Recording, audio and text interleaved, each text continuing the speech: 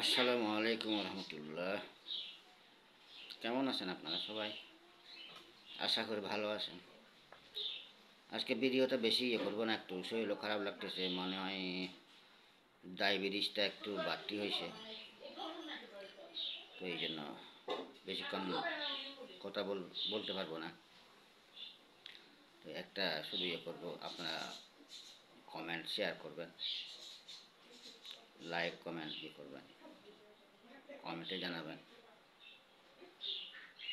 একটা করবো, অনেকে মনে করে নিজেকে নিজে অনেক বড়, হাতি দেখতে কিন্তু অনেক বড় শরীর, সে কিন্তু নিজের শরীর দেখতে পায় না। এটা ঘন বন বাঁশ বাগানের ভিতর একটা হাতি যখন দৌড় দেয়, কিন্তু এত বড় শরীরের মধ্যে একটা গাছ একটা বাঁশ ওর শরীরের মধ্যে কিন্তু লাগে না। তো এই অবশেষে লাস্টে কিন্তু লেজটা কেন লাগে যায়, সেটা একমাত্র উপরেওয়ালা আল্লাহ রাব্বুল আলামিন জানে। বুঝে নেবেন কোন উদ্দেশ্য বলতেছি কথাটা। তো এই জন্য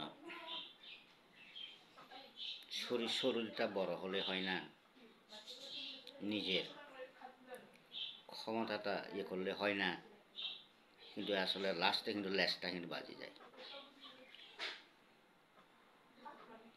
এই যেমন পৃথিবীর সর্বশ্রেষ্ঠ জীব হয়েছে মানব, তা সবাই জানে কম বেশি।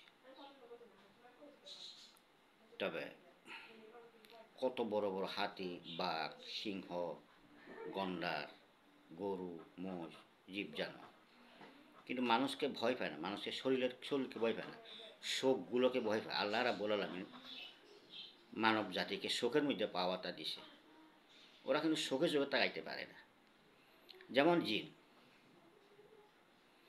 ওরা যে রূপ ধারণ করুক না কেন, কিন্তু ওরা কিন্তু বহুরূপী, বহু রূপ ধারণ করতে পারে, কিন্তু ওদের ছায়াটা থাকে না।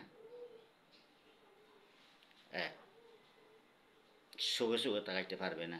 যে রূপ ধারণ করে করুক, গরুর রূপ ধারণ করুক, লেজটা থাকবে না। মহিষের রূপ ধারণ করুক, লেজ থাকবে না। বাঘের রূপ ধারণ করুক, লেজটা থাকবে না। সিংহর রূপ ধারণ করুক, লেজটা থাকবে না। বিড়ালের রূপ ধারণ করুক, লেজটা থাকবে না, ছায়াটা থাকবে না, এবং চোখে চোখে তাকাইতে পারবে না। তবে এই জন্য হ্যাঁ, পৃথিবীতে দুই জাতির বিচার হবে, জিন আর ইনসান, এটাই চিরন্তন সত্য।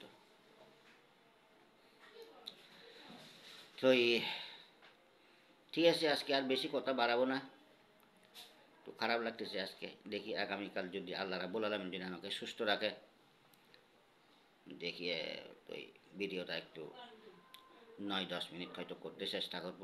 আর যদি বেশি ভালো লাগে বাইরে হয়তো ভিডিওটা করতে পারি। চাইছিলাম বাইক নিয়ে, কিছু গাড়ি নিয়ে ওটা কি রাস্তায় ভিডিওটা করব, কিন্তু পারতেছি না। তো ঠিক আছে, সবাইকে আরেকবার আমি